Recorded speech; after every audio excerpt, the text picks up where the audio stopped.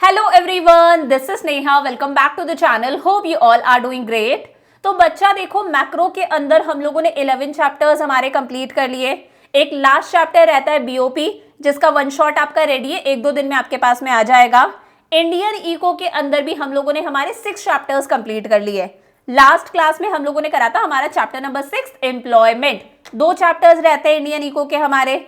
आज हम लोग करेंगे हमारा chapter number 7, second last chapter, environment and sustainable development. Again एक वन शॉट लेक्चर है, एक ही वीडियो में हम ये पूरा चैप्टर कंप्लीट करेंगे, वो भी काफी डिटेल में। तो देखो, ये जो चैप्टर है ना हमारा, ये 2 पार्ट्स के अंदर डिवाइडेड है। चैप्टर 2 पार्ट्स में डिवाइड है। मैं पूरा चैप्टर आपको वन शॉट में करा रही हूँ। पहले पार्ट के अंदर हम एनवायरमेंट के बारे में पढ़ेंगे। एनवायरमेंट क्या होता है, एनवायरमेंट के क्या क्या फंक्शंस हैं, एनवायरमेंटल क्राइसिस, एनवायरमेंटल प्रॉब्लम्स, ये सारी चीजें डिस्कस करेंगे। देन सेकेंड पार्ट के अंदर हम लोग डिस्कस करेंगे सस्टेनेबल डेवलपमेंट, जो कि बहुत इंपॉर्टेंट टॉपिक है। यहां से आपके एग्जाम में क्वेश्चन बनता है। शुरू करें फटाफट से।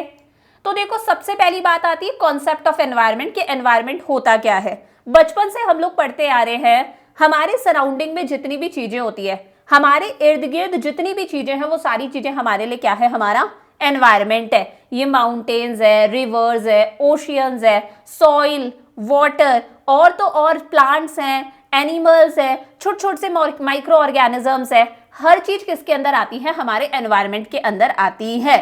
सो everything that surrounds us is a part of our environment. ये तो इजी सी बात है। प्लस हमारे इर्द गिर्द बहुत सारे रिसोर्सेज हैं। भगवान जी ने हमें बहुत सारे रिसोर्सेज दिए हैं।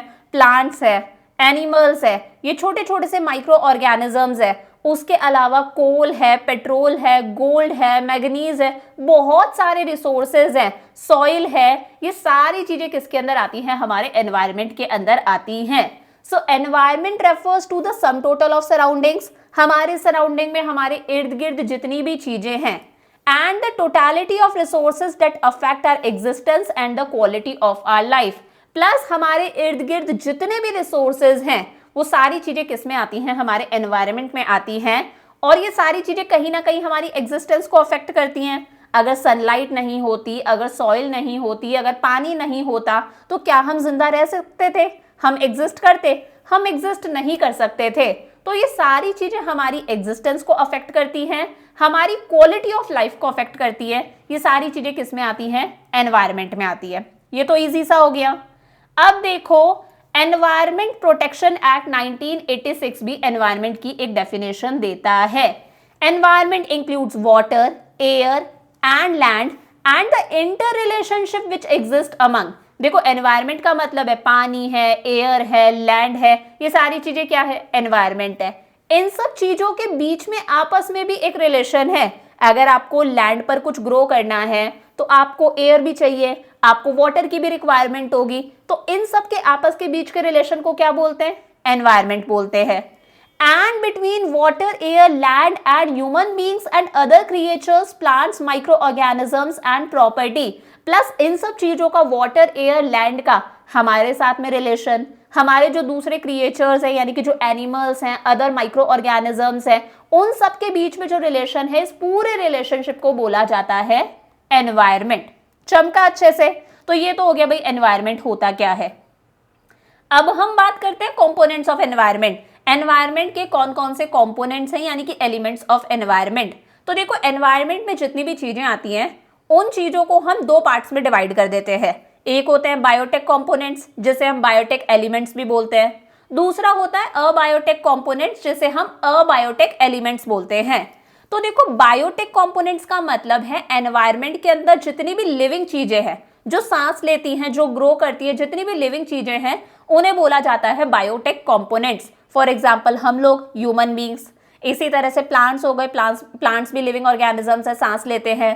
एनिमल्स हो गए, छोटे छोटे से माइक्रो ऑर्गेनिजम्स हो गए, फंजाई हो गया, बैक्टीरिया वगैरह हो गया। ये सारी चीजें किसमें आती हैं, बायोटेक कंपोनेंट्स के अंदर। तो ये क्या है, लिविंग एलिमेंट्स हैं, इसीलिए इसे हम लिविंग कंपोनेंट्स भी बोलते हैं। क्या बोलते हैं, लिविंग कंपोनेंट्स। वहीं एनवायरमेंट की वो सारी चीजें जो सांस नहीं लेती, जो जिंदा नहीं रहती, मटीरियलिस्टिक चीजें हैं, वो किस में आती हैं, अबायोटिक कंपोनेंट्स के अंदर। जैसे भगवान जी ने हमें सन दिया है, सनलाइट दी है, विंड एनर्जी दी है, सॉइल दी है, लाइट दी है, वाटर दिया है, एयर है, टेम्परेचर है, ये सारी चीजें क्या है, अबायोटिक कंपोनेंट्स हैं। कहीं ना कहीं हमारी लाइफ को, हमारी क्वालिटी ऑफ लाइफ को ये सारी चीजें अफेक्ट करती हैं, लेकिन ये सारी चीजें सांस नहीं ले सकती, नॉन लिविंग थिंग्स हैं। इसे हम फिजिकल कंपोनेंट्स भी बोलते हैं। क्या बोलते हैं? फिजिकल कंपोनेंट्स भी बोलते हैं। समझ में आ गया? बायोटेक मतलब लिविंग, अबायोटिक मतलब non living. So biotic elements का मतलब है these elements include all kind of living creatures. सारे लिविंग क्रिएचर्स आ गए इसके अंदर, प्लांट्स आ गए, हम ह्यूमन बींग्स आ गए, बर्ड्स आ गए, एनिमल्स आ गए, छोटे छोटे से माइक्रो ऑर्गेनिजम्स आ गए जो हमारी लाइफ पर अपना इंपैक्ट डालते हैं। अबायोटिक एलिमेंट्स के अंदर सारी की सारी नॉन लिविंग थिंग्स आ जाती हैं। पानी है, एयर है, माउंटेन्स है, क्लाइमेट है, मिनरल्स है, जितने भी रिसोर्सेज है जो भगवान जी ने हमें फ्री फोकट में दिए हैं, सारी चीजें किसमें आती हैं? अबायोटिक एलिमेंट्स के अंदर। चमका अच्छे से? तो चलो भाई ये भी क्लियर हो गया। आगे अब एक इंपॉर्टेंट बात आती है, सिग्निफिकेंस ऑफ एनवायरनमेंट। ये जो हमारा एनवायरनमेंट है ये हमारे लिए क्यों जरूरी है, यानी कि एनवायरनमेंट के क्या क्या फंक्शंस है। इंपॉर्टेंट बात है। पहला फंक्शन आता है हमारे पास में, environment offers resources for production. देखो भाई सीधी सी बात है, अगर प्रोडक्शन करना है तो रिसोर्सेज की रिक्वायरमेंट होती है ना। अगर प्रोडक्शन करना है, बेसिकली अगर खेती भी करनी है तो लैंड की रिक्वायरमेंट होगी, सॉइल की रिक्वायरमेंट होगी, इन सब चीजों की रिक्वायरमेंट होती है। वहीं इंडस्ट्री में अगर काम करना है तो हमें कोल चाहिए, पेट्रोल चाहिए, पानी भी चाहिए, बहुत सारे मिनरल्स की रिक्वायरमेंट होती है। ये सारे रिसोर्सेज कहाँ से आते हैं? These resources are free gift of nature, भगवान जी ने हमें दिए हैं। सो ये एनवायरनमेंट हमें क्या देता है? रिसोर्सेज देता है प्रोडक्शन करने के लिए। सो एनवायरनमेंट हमें क्या दे रहा है? कोल, पेट्रोल दे रहा है, वाटर, सॉइल दे रहा है, बहुत सारे मिनरल्स दे रहा है, जो हम एज एन इनपुट यूज करते हैं ताकि इनकी हेल्प से हम प्रोडक्शन कर सकें। समझ में आ गया? सो पहला है एनवायरनमेंट हमें क्या दे रहा है? रिसोर्सेज दे रहा है। अब यहां पर एक चीज आपको याद रखनी है, रिसोर्सेज दो तरह के होते हैं, बचपन में पढ़ा होगा आपने, renewable resources, non renewable resources. देखो रेन्यूएबल रिसोर्सेज मतलब वो रिसोर्सेज जो अपने आप बनते रहते हैं, रिप्लेस होते रहते हैं। फॉर एग्जाम्पल सोलर एनर्जी हो गई, विंड एनर्जी हो गई। आप कितना ही सूरज के नीचे बैठो, कितना ही आप विंड एनर्जी यूज करो, डेली आप यूज करो, कभी खत्म नहीं होंगे ना, बनते रहते हैं, बनते रहते हैं, कभी एग्जॉस्ट नहीं होंगे, कभी खत्म नहीं होंगे। सो रेन्यूएबल रिसोर्सेज वो रिसोर्सेज है विच कैन बी रिप्लेनिश्ड, जो अपने आप बनते रहते हैं, रिप्लेस होते रहते हैं, and are not likely to be exhausted और डिप्लीटेड, जो कभी खत्म नहीं होंगे, एग्जॉस्ट नहीं होंगे, जैसे सोलर एनर्जी, विंड एनर्जी वगैरह। वहीं नॉन रेन्यूएबल रिसोर्सेज वो रिसोर्सेज है जो अगर हम ऐसे ही यूज करते जाएंगे तो एक दिन डेफिनेटली खत्म हो जाएंगे, क्योंकि ये बनते तो हैं लेकिन इन्हें बनने में मिलियंस ऑफ ईयर्स लग जाते हैं। फटाफट रिप्लेस नहीं होते, बनते नहीं है, बनने में बहुत सालों लग जाते हैं, मिलियंस ऑफ ईयर्स लग जाते हैं। तो अगर हम ऐसे ही कोल, पेट्रोल को यूज करते जाएंगे, न्यूक्लियर एनर्जी को यूज करते जाएंगे, तो एक ना एक दिन ये रिसोर्सेज क्या हो जाएंगे? डिप्लीट हो जाएंगे। For example petroleum. तो कोई भी रिसोर्सेज हो, चाहे वो रेन्यूएबल है चाहे वो नॉन रेन्यूएबल है, प्रोडक्शन करने के लिए जो भी रिसोर्सेज चाहिए वो कहां से आ रहे हैं? एनवायरनमेंट से आ रहे हैं, पहला। सेकेंड है एनवायरनमेंट सस्टेन्स लाइफ। देखो ऑब्वियस ही बात है, जिंदा रहने के लिए बाबू सोना की रिक्वायरमेंट नहीं होती। जिंदा रहने के लिए हमें क्या चाहिए? पानी चाहिए। जिंदा रहने के लिए हमें एयर चाहिए। जिंदा रहने के लिए हमें लैंड चाहिए, सॉइल चाहिए, तभी खेती हो सकती है। तो जितनी भी चीजें हैं जो लाइफ के लिए जरूरी हैं, एयर, वाटर, सन, सॉइल, ये सारी चीजें हमें कहां से मिल रही हैं? हमारे एनवायरनमेंट से मिल रही हैं। समझ में आ गया? तीसरा है एनवायरनमेंट एसिमिलेट्स वेस्ट। हमें पता है हम कितना वेस्ट जनरेट करते हैं, चाहे कंजम्पशन हम कर रहे हैं, घर में खाना वगैरह बना रहे हैं, कंजम्पशन कर रहे हैं, बहुत सारा वेस्ट जनरेट होता है। मतलब ड्राई वेस्ट भी जनरेट होता है, वेट वेस्ट भी जनरेट होता है, हर तरह का वेस्ट जनरेट होता है। प्लस प्रोडक्शन प्रोसेस के अंदर भी, जब इंडस्ट्रीज के अंदर बहुत सारी सामान बनते हैं तो भी बहुत सारा वेस्ट जनरेट होता है। ये सारा का सारा वेस्ट कहाँ जा रहा है? एनवायरनमेंट इस पूरे वेस्ट को क्या कर लेता है? अपने अंदर एब्जॉर्ब कर लेता है। सो प्रोडक्शन और कंजम्पशन की एक्टिविटीज बहुत सारा वेस्ट जनरेट करती है, और हमारे एनवायरनमेंट की एक कैपेसिटी है कि वो इस वेस्ट को क्या कर रहा है? एब्जॉर्ब कर रहा है। और लास्ट है environment enhances quality of life. बिल्कुल, ये जो एनवायरनमेंट है ये हमें एक ब्यूटीफुल सीनरी ऑफर करता है। छुट्टियां मनाने जाते हो ना हॉलीडेज पर, तो हम माउंटेन्स देखते हैं, रिवर्स देखते हैं, बीचेस देखते हैं, स्नोफॉल देखते हैं। ये सारी चीजें हमें कहाँ से मिल रही हैं? एनवायरनमेंट से मिल रही हैं। तो हमारा क्वालिटी ऑफ लाइफ इंप्रूव हो रहा है, हम अच्छी सी सराउंडिंग को एंजॉय कर रहे हैं। और यार हमारी ड्यूटी है कि हम इस सराउंडिंग को क्लीन मेंटेन करके रखें। भगवान जी ने हमें अच्छा दिया है तो हम इसे गंदा ना करें, हम इसे अच्छा मेंटेन करके रखें। फॉर एग्जाम्पल अगर आप गोवा के बीचेस देखोगे अच्छे हैं, आप केरला के बीचेस देखोगे ब्यूटीफुल है, लेकिन एक बारी के लिए आप मुंबई के बीचेस देखो, एक बार आप जुहू बीच देखो, कितना ज़्यादा मतलब लोगों ने उसको गंदा कर दिया। पानी पी रहे हैं, बॉटल्स को वही बीच पर ही डाल देते हैं, वो पानी के अंदर चल जाता है ओशियन के अंदर। कुरकुरे चिप्स खाए, वही रैपर फेंक दिया। कुछ पिकनिक मना रहे हैं, खाना खा रहे हैं, सारी गंदगी वहीं फेंक रहे हैं। So it is our duty कि हम उसे साफ मेंटेन करके रखें ताकि हमारा क्वालिटी ऑफ लाइफ अच्छा हो, हमें एक ब्यूटीफुल सीनरी देखने को मिले। समझ में आया? तो 4 फंक्शंस है, रिसोर्सेज दे रहा है एनवायरनमेंट, लाइफ सस्टेन कर रहा है, एनवायरनमेंट वेस्ट को एब्जॉर्ब कर रहा है, और एनवायरनमेंट हमारी क्वालिटी ऑफ लाइफ को भी क्या करता है, इंप्रूव करता है। चमका अच्छे से? आगे बढ़ते हैं, ये तो हमने पढ़ लिया था। अब हम बात करते हैं एनवायरमेंटल क्राइसिस की, ये भी मेन मुद्दा है। देखो एनवायरनमेंट से रिलेटेड जितनी भी प्रॉब्लम्स है, एयर पॉल्यूशन हो रहा है, वॉइस पॉल्यूशन, नॉइस पॉल्यूशन हो रहा है, वाटर पॉल्यूशन हो रहा है, लैंड हमारा खराब हो रहा है, एनवायरनमेंट से रिलेटेड जितनी भी प्रॉब्लम्स है वो सब क्या है, एनवायरमेंटल क्राइसिस हैं। और इन क्राइसिस को कोई और जन्म नहीं दे रहा है, इन क्राइसिस को हम खुद जन्म दे रहे हैं, हमारी वजह से ये क्राइसिस हो रही है। So environmental crisis refers to sum total of environmental problems, और ये किससे रिलेटेड है, with the exploitation and misuse of environmental resources. 2 बातें गौर करना, एक तो हम एनवायरमेंट से जो रिसोर्सेज मिल रहे हैं ना उनका एक्सप्लॉयटेशन कर रहे हैं, मतलब उन्हें खत्म करते जा रहे हैं। भगवान ने हमें पेट्रोल दे दिया, हमें कोल दे दिया, हमें रिसोर्सेज दे दिए, हम तो ऐसे यूज कर रहे हैं कि भाई हमारे ही है, हमें आने वाली जनरेशन को कुछ देकर ही नहीं जाना। तो हम रिसोर्सेज का ओवर एक्सप्लॉयटेशन कर रहे हैं, उन्हें ओवर यूज कर रहे हैं। एनवायरमेंट इतना बना सकता है यार, इतना जनरेट हो सकता है, लेकिन अगर आप इतना खर्च करोगे तो कैसे काम चलेगा? समझ पा रहे हो? एनवायरमेंट इतना बना सकता है, हम इतना खर्च कर रहे हैं तो हम एक्सप्लॉयटेशन कर रहे हैं। आज इतना इंडस्ट्रियल प्रोडक्शन हो रहा है कि रिसोर्सेस है नहीं, हम तो यूज करते जा रहे हैं, यूज करते जा रहे हैं, एक्सप्लॉइट करते जा रहे हैं, आने वाली जनरेशन को कुछ देकर नहीं जाना। मतलब हम तो बढ़िया बढ़िया गाड़ी चला लेंगे, वो लोग बेचारे साइकिल चलाएंगे, पेट्रोल बचेगा ही नहीं। और दूसरा है, रिसोर्सेज हैं तो उनका मिसयूज हो रहा है, गलत यूज हो रहा है। गलत यूज ऐसे हो रहा है कि अभी हम शहरों में है ना, शहरों के अंदर तो हम एलपीजी गैस सिलेंडर्स यूज करते हैं। आज भी बहुत सारे गांवों के अंदर ऐसा होता है कि लोग एलपीजी गैस सिलेंडर्स यूज नहीं करते, वो लकड़ियां जलाकर फिर खाना वगैरह बनाते हैं। चूल्हा पता होगा आप लोगों को, तो चूल्हे के अंदर कोल जला के खाना बनाते हैं। एज अ फ्यूल वो कोल यूज कर रहे हैं, एज अ फ्यूल वो वुड यूज कर रहे हैं। तो कहीं ना कहीं वुड्स को कट कर रहे हैं, डिफॉरेस्टेशन हो रहा है, हमारे ट्रीज का क्या हो रहा है, मिसयूज हो रहा है, रिसोर्सेज का मिसयूज हो रहा है।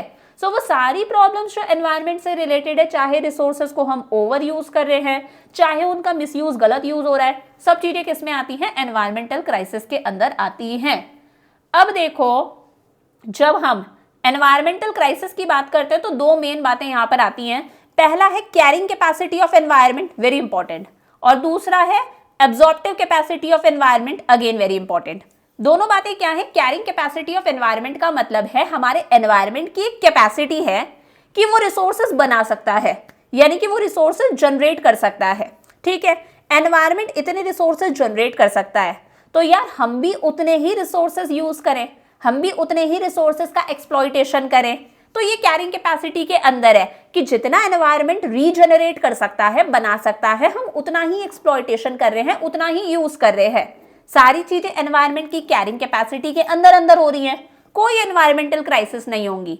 लेकिन आज की डेट में हो क्या रहा है, एनवायरनमेंट रीजनरेट इतना करता है, इतने रिसोर्सेज बना सकता है, इतना कोल, पेट्रोल, मिनरल्स बना सकता है, हम इतना खर्च करने में लगे हुए हैं, तो कहीं ना कहीं हम इस एनवायरनमेंट की जो कैरिंग कैपेसिटी है उसे चैलेंज कर रहे हैं। दोनों चीजों में बैलेंस होना चाहिए, इतना बना सकता है तो इतना ही खर्च करे, इनफैक्ट इससे भी कम खर्च करे। हम कर रहे हैं इतना बना सकता है, हम इतना खर्च करेंगे, तो हम इस कैरिंग कैपेसिटी को क्या कर रहे हैं, चैलेंज कर रहे हैं। So it refers to the state of balance, balance होना चाहिए at the rate at which resources are exploited and the rate at which these resources are regenerated. Resources environment regenerate कर रहा है और हम exploit खर्च कर रहे हैं, इन दोनों में बैलेंस होना चाहिए। लेकिन आज की डेट में हम क्या कर रहे हैं, इस कैरिंग कैपेसिटी को चैलेंज कर रहे हैं। दूसरा है absorptive capacity of environment. Environment की एक कैपेसिटी है यार कि वो अपने अंदर वेस्ट को एब्जॉर्ब कर सकता है। अब हम कंजम्पशन के अंदर वेस्ट जनरेट कर रहे हैं, प्रोडक्शन हो रहा है, वेस्ट जनरेट हो रहा है, इतना सारा गंदा कचरा नदियों में बहाया जा रहा है, एयर हमारी पॉल्यूट हो रही है। एनवायरनमेंट की कैपेसिटी है कि वो वेस्ट को अपने अंदर एब्जॉर्ब कर लेगा, लेकिन उसकी एब्जॉर्ब करने की कैपेसिटी इतनी है तो हम भी इतना ही वेस्ट जनरेट करें ना, तो सारी चीजें एनवायरनमेंट की एब्जॉर्प्टिव कैपेसिटी के दायरे में होंगी। लेकिन हम क्या कर रहे हैं, बेचारे एनवायरनमेंट एब्जॉर्ब इतना कर सकता है, हम वेस्ट इतना जनरेट कर रहे हैं, जगह जगह कूड़े के ढेर पड़े रहते हैं। समझ पा रहे हो? So it refers to the ability of environment to absorb waste arising due to production and consumption activity. Environment की एबिलिटी है कि वो वेस्ट को अपने अंदर एब्जॉर्ब कर सकता है, इसी को हम बोलते हैं एब्जॉर्प्टिव कैपेसिटी ऑफ एनवायरनमेंट। हम आज की डेट में इन दोनों चीजों को क्या कर रहे हैं, चैलेंज कर रहे हैं, जिसकी वजह से जन्म हो रहा है एनवायरमेंटल क्राइसिस का। वही लिखा है, environmental crisis occur when carrying capacity of the environment is challenged. जब हम एनवायरनमेंट की कैरिंग कैपेसिटी को चैलेंज कर रहे हैं, कैसे कर रहे हैं, excessive exploitation of natural resources or when generation of waste exceeds the absorptive capacity of environment। environmental crisis का जन्म हो रहा है जब हम environment की carrying capacity को challenge कर रहे हैं और absorptive capacity को challenge कर रहे हैं। carrying capacity को कैसे challenge कर रहे हैं कि बेचारा environment इतने resources बना सकता है, regenerate कर सकता है, हम इतना खर्च कर रहे हैं, exploitation कर रहे हैं। एब्जॉर्प्टिव कैपेसिटी को कैसे चैलेंज कर रहे हैं, बेचारा एनवायरनमेंट इतने गंदगी अपने अंदर एब्जॉर्ब कर सकता है, हम इतनी गंदगी इतना वेस्ट जनरेट कर सकते हैं, तो हम एनवायरमेंटल क्राइसिस को क्या दे रहे हैं, जन्म दे रहे हैं। और कहीं ना कहीं इसी की वजह से आज की डेट में ग्लोबल वार्मिंग हमें देखने को मिल रही है। अर्थ का टेम्परेचर डे बाय डे बढ़ता जा रहा है, अर्थ हमारा गर्म होता जा रहा है। अर्थ बेचारा गर्म होगा तो ग्लेशियर्स पिघलेंगी, सुनामी वगैरह आएगी, बेचारी जो एक्वेटिक लाइफ है, पोलर बियर्स वगैरह हैं, वो भी सरवाइव नहीं कर पाएंगे। क्लाइमेट चेंज हो रहा है, ये तो आपने भी ऑब्जर्व करा होगा, बिन मौसम बरसात हो जाती है। और कभी जब बरसात का मौसम है, हमें चाहिए बारिश हो ताकि फसल अच्छे से उगे, उस मौसम में बारिश नहीं होती। कभी बहुत ज़्यादा ठंड पड़ जाती है, कभी एकदम बहुत ज़्यादा गर्मी हो जाती है। ओजोन लेयर हमारी डिप्लीट हो रही है, बचपन में पढ़ा होगा, अर्थ के सराउंडिंग में एक लेयर होती है, प्रोटेक्टिव लेयर, जो हमें सन की हार्मफुल अल्ट्रावायलेट रेडिएशन से प्रोटेक्ट करती है। आज हम जो इतना सारा एसी कूलर तो नहीं, एसी फ्रिज वगैरह यूज कर रहे हैं, उसकी वजह से वो ओजोन लेयर डिप्लीट हो रही है, सन की हार्मफुल रेडिएशंस हम तक पहुंचने लगी है, स्किन कैंसर हो रहा है, इम्यूनिटी वीक होती जा रही है। आप देखो कितनी, मतलब न जाने कितनी प्रॉब्लम्स आज की डेट में है। समझ पा रहे हो? सो ये हो गया एनवायरमेंटल क्राइसिस। अब एक छोटू सा क्वेश्चन यहाँ पर आता है and it is very important question, बहुत बार आपके एग्जाम में क्वेश्चन पूछा गया है। Environmental crisis of high opportunity cost. पहले तो इस क्वेश्चन को समझना आप अच्छे से। ये जो हम एनवायरमेंटल क्राइसिस कर रहे हैं ना, एनवायरमेंट को इतना खराब करते जा रहे हैं, इसकी एक अपॉर्चुनिटी कॉस्ट है। हम मजे में हमारे एनवायरमेंट को खराब कर रहे हैं, क्राइसिस को जन्म दे रहे हैं, लेकिन इसकी एक अपॉर्चुनिटी कॉस्ट है। इसके लिए हमें बहुत बड़ी कीमत चुकानी पड़ रही है। कहते हैं ना, कुछ पाने के लिए हम कुछ खो बैठते हैं, वही कुछ पाने के लिए कुछ खो देना को हम बोलते हैं अपॉर्चुनिटी कॉस्ट। हम एनवायरमेंटल क्राइसिस करें हमारे मजे मजे में कि हमें प्रोडक्शन ज़्यादा करना है, हमें तो गाड़ी ही चलानी है, हमें तो स्मोकिंग भी करनी है, लेकिन इसकी वजह से हमें एक बहुत बड़ी कीमत चुकानी पड़ रही है और हम आगे भी चुकाएंगे, तो इसकी एक बहुत बड़ी अपॉर्चुनिटी कॉस्ट है। सो अपॉर्चुनिटी कॉस्ट का मतलब है sacrifice made for enjoying an opportunity. कुछ एंजॉय करने के लिए आपको कुछ ना कुछ तो डेफिनेटली सेक्रीफाइस करना पड़ेगा। आज अगर आप मेरे साथ में बैठ के पढ़ रहे हो तो कुछ पाने के लिए आप क्या सेक्रीफाइस कर रहे हो? दोस्तों से बातें नहीं कर रहे, आपका फन आपने साइड में रखा है, पार्टी नहीं कर रहे, कुछ तो सेक्रीफाइस कर रहे हो। अब ये जो अपॉर्चुनिटी कॉस्ट है ना, जो हम सेक्रीफाइस कर रहे हैं, ये अवॉइडेबल भी होता है कि इसे हम अवॉइड कर सकते हैं यार, ठीक है। ये अनअवॉइडेबल भी होता है कि यार हमारे हाथ में नहीं है, हम अवॉइड नहीं कर सकते। फॉर एग्जाम्पल, आपके पास में एक पीस ऑफ लैंड है, अब आपके पास में चॉइस है, या तो आप इस पर राइस ग्रो कर सकते हो या फिर आप इस पर वीट ग्रो कर सकते हो। अब आपने सोचा मैं तो इस पर राइस ग्रो करूंगा, तो आपको वीट सेक्रीफाइस करना ही पड़ेगा। ये तो अनअवॉइडेबल है, इसे आप अवॉइड नहीं कर सकते।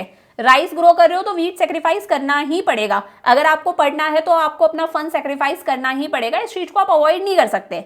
लेकिन अवॉइडेबल भी है। अवॉइडेबल ऐसे है कि यार गंदगी करनी है या नहीं करनी है तो हमारे ऊपर है ना, हम अवॉइड कर सकते हैं। हम सूखा कचरा, ड्राई वाला वेस्ट और वेट वाले वेस्ट को अलग कर सकते हैं ताकि उसका ट्रीटमेंट अच्छे से हो सके।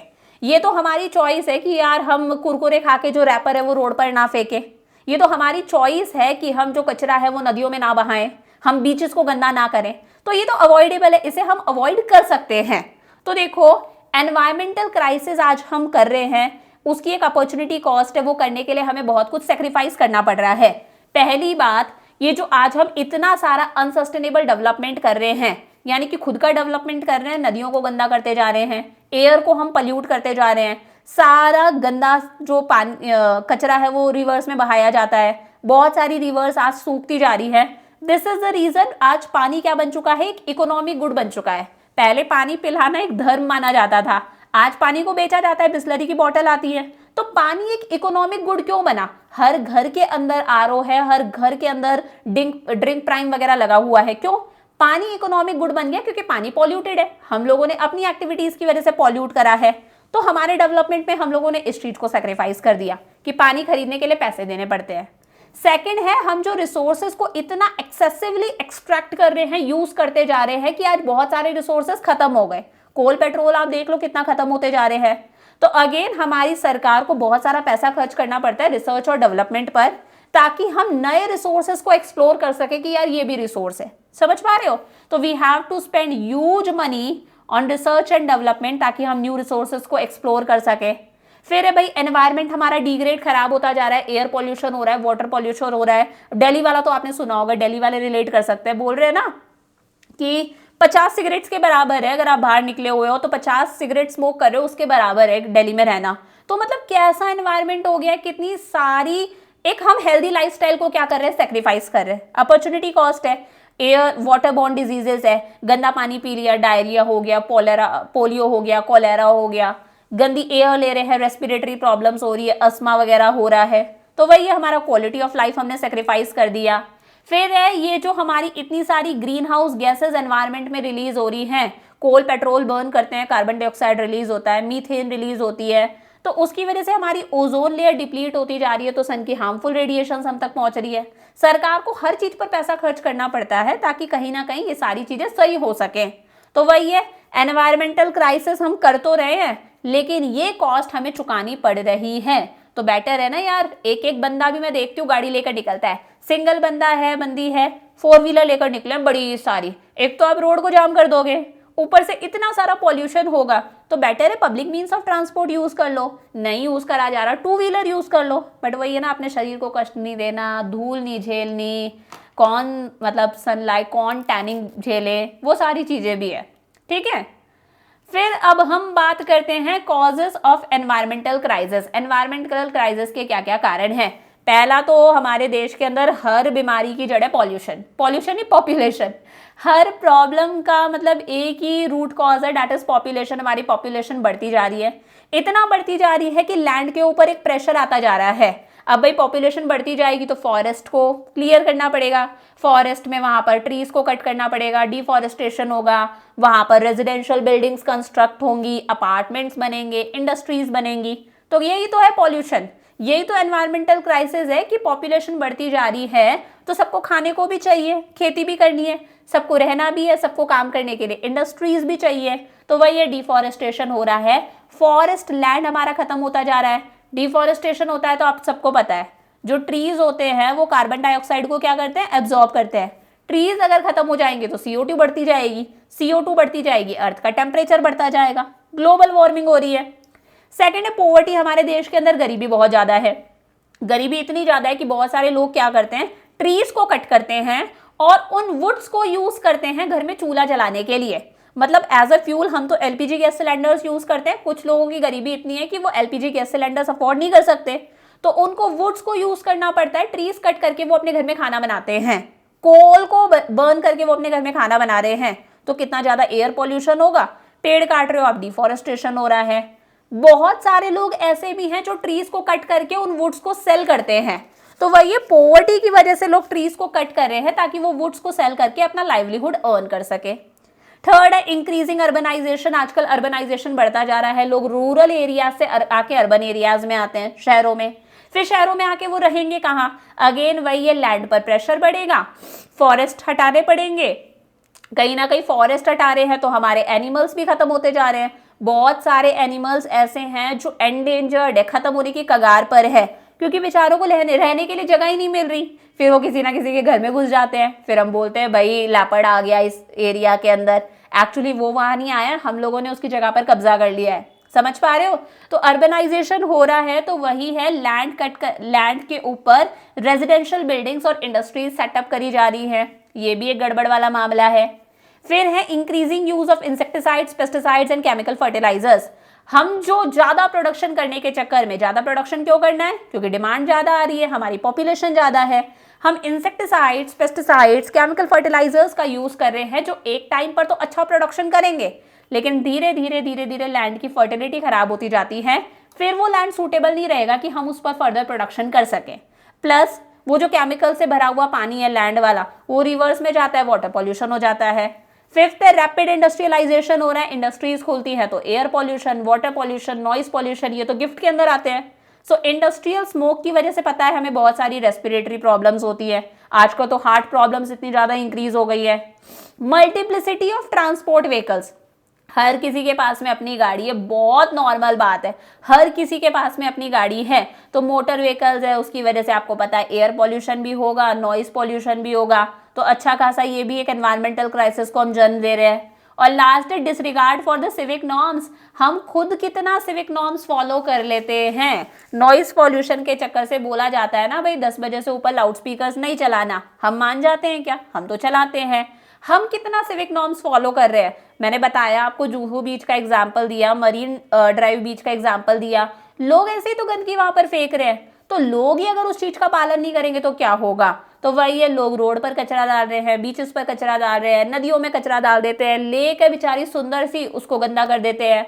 तो लोग भी सिविक नॉर्म्स फॉलो कहीं ना कहीं नहीं कर रहे। हमारी जिम्मेदारी है कि हम सॉलिड जो वेट वेस्ट है उसे अलग करें, जो ड्राई वेस्ट है उसे हम अलग डालें। मतलब मैं तो मेरे घर में ऐसा ही करती हूँ, है ना, कि एक वेट वेस्ट के लिए अलग डस्टबिन है और ड्राई वेस्ट के लिए अलग डस्टबिन है, उसके अलावा कोई अदर चीज़ें हैं उसके लिए अलग डस्टबिन है। तो इस तरह से 3 डस्टबिन हम मेंटेन करके चलते हैं। तो हमें खुद को भी तो सिविक नॉर्म्स फॉलो करने हैं, तभी तो देश का भला होगा, ऐसे तो हम पॉलिटिशियंस को ब्लेम करते जाएंगे।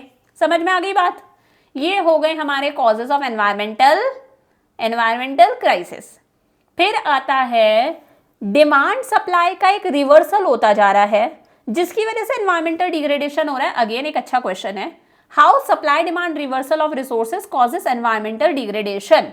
अच्छा देखो, बहुत बार ऐसा होता है, मैं आपको टीआर जैन से पढ़ा रही हूँ, हो सकता है आप संदीप गर्ग फॉलो कर रहे हो, तो कुछ बुक्स के अंदर ये जो बुक्स है टॉपिक शफल होते हैं, कोई टॉपिक मैंने पहले पढ़ा दिया, आपकी बुक में बाद में होगा, या फिर हो सकता है आपकी बुक के अंदर वो टॉपिक ही गिवन ना हो, बट मैंने मेरा इतना साल से पढ़ा रही हूँ, मेरा एक्सपीरियंस कहता है कि टीआर जैन के अंदर वो सारी चीजें गिवन है जो आपकी एनसीईआरटी में गिवन है। तो एनसीईआरटी में मान लो सिर्फ सप्लाई डिमांड रिवर्सल ये बात लिखी है, एक्सप्लेनेशन नहीं है, टीआर जैन के अंदर उसका एक्सप्लेनेशन मिलेगा, क्योंकि आपसे एक्सप्लेनेशन पूछा जा सकता है। तो जरूरी नहीं है ये टॉपिक्स आपकी बुक के अंदर हो, लेकिन एनसीईआरटी के अंदर आपको कहीं ना कहीं ये लाइनें लिखी हुई मिल जाएंगी, तो मेरा एक्सप्लेन करना आपको बनता है। देखो पहले क्या होता था कि किसी चीज की सप्लाई तो ज्यादा होती थी, कोई चीज मिलती ज्यादा थी और उस चीज की डिमांड उतनी नहीं होती थी, लोगों के पास में उतना पैसा वगैरह भी नहीं होता था, सप्लाई ज्यादा थी डिमांड कम थी। ठीक है भाई, अच्छी सिचुएशन थी, सप्लाई ज्यादा है डिमांड कम है, डिमांड मैनेजेबल है, सप्लाई अबंडेंस में अच्छी खासी हुआ करती थी, सब सही था, एनवायरनमेंट भी सही था हमारा। धीरे धीरे इंडस्ट्रियलाइजेशन होता गया, इंडस्ट्रीज वगैरह बनती गई, हमारी ह्यूमन वांट्स बढ़ती जा रही है, हमें 10-10 हमारे पास में हैंडबैग चाहिए, 10-10 हमारे पास में ड्रेसेस चाहिए, 10-10 फुटवियर्स चाहिए, ऐसा होता है। तो आज क्या हो रहा है, डिमांड बढ़ती जा रही है और सप्लाई क्या हो गई है, कम हो गई है। मतलब डिमांड जो पहले मैनेजेबल थी आज वो मैनेजेबल नहीं रही है, सप्लाई जो पहले अबंडेंस में थी ज्यादा थी, आज सप्लाई की क्या हो चुकी है, कमी हो चुकी है, पॉजिटिव हो चुकी है। तो सप्लाई डिमांड रिवर्सल हो गया, पहले सप्लाई ज्यादा थी डिमांड कम थी, आज डिमांड ज्यादा है सप्लाई कम है, डिमांड ज्यादा है, सबकी डिमांड को फुलफिल करना पड़ेगा, तो ऑब्वियस ही बात है प्रोडक्शन ज्यादा होगा, प्रोडक्शन ज्यादा मतलब ज्यादा रिसोर्सेज की रिक्वायरमेंट। हम क्या कर रहे हैं, एनवायरमेंट को खराब कर रहे हैं, रिसोर्सेज को एक्सप्लॉइट करते जा रहे हैं। सो इंडस्ट्रियलाइजेशन से पहले demand for natural resources was less than it's supply, natural resources की डिमांड कम थी, सप्लाई ज्यादा थी। इंसान जो है वो अपने आप को रखता था as a component of environment, हम अपने आप को समझते थे कि हम एनवायरनमेंट का एक हिस्सा हैं, हम रिसोर्सेज का एक्सप्लॉइटेशन नहीं कर रहे थे। लेकिन इंडस्ट्रियलाइजेशन आया, ज्यादा से ज्यादा इंडस्ट्रीज खुलने लगी, ह्यूमन वांट्स हमारी डे बाय डे बढ़ने लगी और धीरे धीरे क्या होने लगा, डिमांड जो है वो बढ़ने लग गई। अब सप्लाई ऑब्वियस सी बात है, डिमांड अगर बढ़ने लग गई तो सप्लाई तो लिमिटेड ही है। There has been an exponential increase in demand, natural resources की डिमांड बढ़ने लग गई, तो रिसोर्सेज का ओवर यूज भी हो रहा है, मिस यूज भी हो रहा है। तो पहले जो रिसोर्सेज की सप्लाई थी वो कैसे थी, अबेंडेंस भी थी कि हमारे पास में रिसोर्सेज अच्छे से हैं। आज हमारे पास में पॉसिटी हो गई, कमी हो गई, कोल की कमी है, पेट्रोल की कमी है, हर चीज की कमी है, तभी ये चीजें महंगी हो रही है। और डिमांड पहले कैसी थी, मैनेजेबल थी, आज ये डिमांड कैसी हो चुकी है, अनमैनेजेबल हो चुकी है। This is the reason resources का क्या हो रहा है, ओवर यूज भी हो रहा है, एक्सप्लॉयटेशन प्लस मिसयूज यानी कि गलत यूज भी हो रहा है। समझ में आया। अगला हमारे पास में अब देखो दो मेन बातें आती हैं, एक बात है ग्लोबल वार्मिंग और दूसरी बात है हमारे पास में ओजोन डिप्लीशन। पहले ग्लोबल वार्मिंग की बात कर लेते हैं, इजी सा है, हमें पता है आज जो इतनी सारी ग्रीन हाउस गैसेस एनवायरमेंट में रिलीज हो रही हैं, ग्रीन हाउस गैसेस आप जानते हो कार्बन डाइऑक्साइड है, मीथेन है, इसके अलावा नाइट्रियस ऑक्साइड वगैरह हो गया, ये तो इस तरह की जो गैसेस हैं इनकी वजह से, ये ग्रीन हाउस गैसेस होती हैं, इनकी वजह से हमारे जो अर्थ का टेम्परेचर है वो टेम्परेचर डे बाय डे बढ़ता जा रहा है, अर्थ हमारा गर्म होता जा रहा है। अर्थ गर्म हो रहा है, पोलर आइस यानी कि जो ग्लेशियर्स वगैरह हैं वो पिघल रहे हैं, हमारे ग्लेशियर्स पिघल रहे हैं तो कभी भी सुनामी आ जाती है, कभी भी फ्लड्स आ जाते हैं। इनफैक्ट जो एक्वेटिक लाइफ है, पानी में रहने वाले हमारे जीव जंतु हैं, कहीं ना कहीं उनकी लाइफ भी इसकी वजह से अफेक्ट हो रही है, पोलर बियर्स वगैरह को सर्वाइव करना पड़ता है। तो वही है global warming is a situation of increase in earth temperature, earth का टेम्परेचर डे बाय डे बढ़ता जा रहा है। क्यों बढ़ता जा रहा है, क्योंकि हमारे एनवायरनमेंट में बहुत सारी ग्रीन हाउस गैसेज है, जैसे कार्बन डाइऑक्साइड है, मीथेन है, हाइड्रोक्लोरोफ्लोरोकार्बन्स है, पॉल्यूशन बढ़ता जा रहा है, डिफॉरेस्टेशन हो रहा है। डिफॉरेस्टेशन मतलब ट्रीज कट करना। अब अगर आप ट्रीज कट कर दोगे तो ट्रीज क्या करते हैं, CO2 एब्जॉर्ब करते हैं। अगर आप ट्रीज कट कर दोगे तो CO2 को कौन एब्जॉर्ब करेगा, अपने आप कार्बन डाइऑक्साइड जो कि एक ग्रीन हाउस गैस है वो इंक्रीज होती जाएगी, अर्थ का टेम्परेचर बढ़ता जाएगा।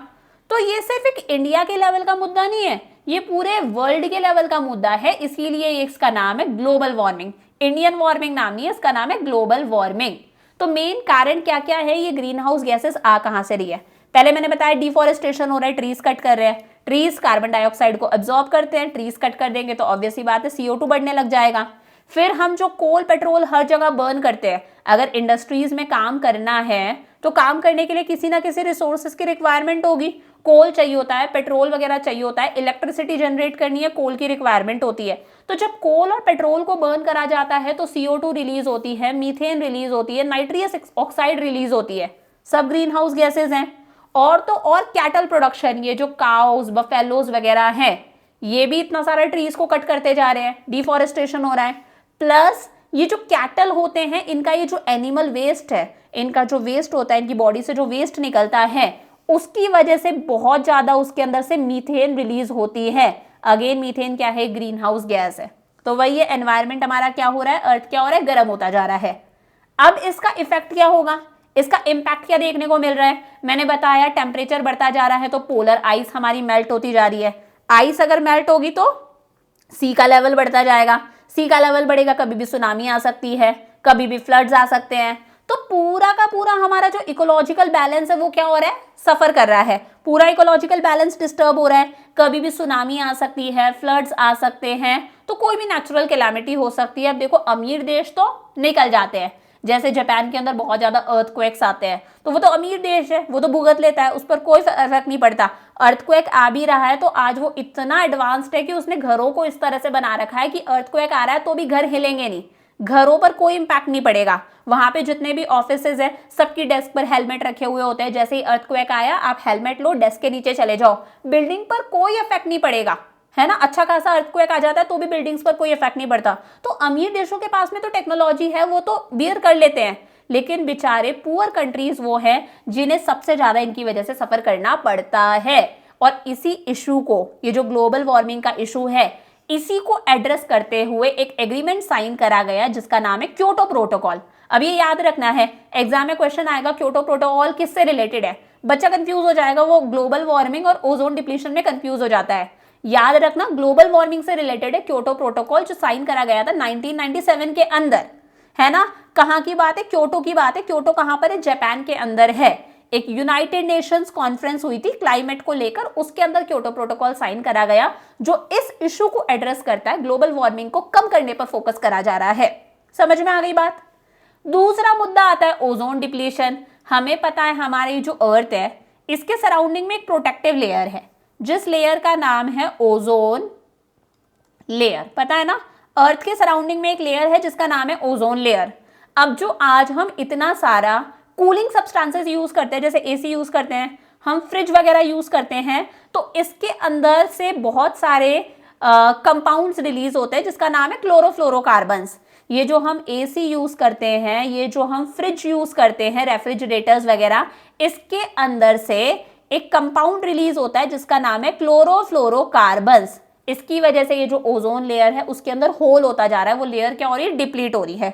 उसके अलावा फायर एक्सटिंग्विशर्स वगैरह होते हैं, उनके अंदर से भी एक कंपाउंड रिलीज होता है जिसका नाम है ब्रोमोफ्लोरोकार्बन्स। उसकी वजह से भी ये ओजोन लेयर डिप्लीट हो रही है। तो समझ में आ गया, cooling substances plus fire extinguishers वगैरह के अंदर क्लोरोफ्लोरोकार्बन्स और ब्रोमोफ्लोरोकार्बन्स यूज होते हैं जो इस ओजोन लेयर को डिप्लीट कर रहे हैं। अब ये ओजोन लेयर हमें प्रोटेक्ट करती थी सन की हार्मफुल अल्ट्रावायलेट रेडिएशन से, कि अल्ट्रावायलेट रेडिएशंस आके अपने आप रिफ्लेक्ट हो जाती थी, हमारे पर पहुंच नहीं पाती थी। क्योंकि इस ओजोन लेयर के अंदर होल होता जा रहा है, तो आज सन की हार्मफुल अल्ट्रावायलेट रेडिएशंस हम तक पहुंचने लगी हैं, और वो रेडिएशंस हम तक पहुंचती हैं तो उसकी वजह से हमारा इम्यूनिटी सिस्टम वीक होता है, आईज में कैटरैक्ट हो जाता है, मोतियाबिंद आपने सुना होगा, या फिर स्किन कैंसर जैसी प्रॉब्लम्स होती है, बहुत सारी एलर्जीज वगैरह होती हैं। तो ये भी एक ग्लोबल लेवल का मुद्दा है। So it refers to reduction in ozone in the atmosphere. एक प्रोटेक्टिव लेयर है which protects us from harmful ultraviolet radiations.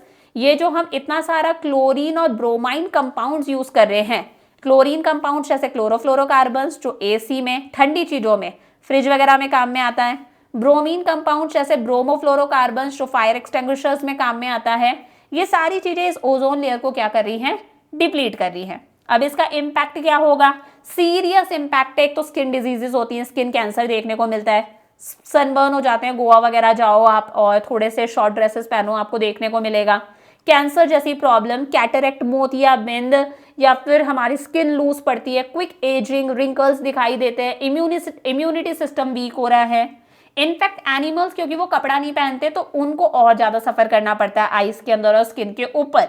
तो इस इशू को दिमाग में रखते हुए एक एग्रीमेंट साइन हुआ जिसका नाम है, जिस प्रोटोकॉल का नाम है मॉन्ट्रियल प्रोटोकॉल। क्या नाम है, मॉन्ट्रियल प्रोटोकॉल।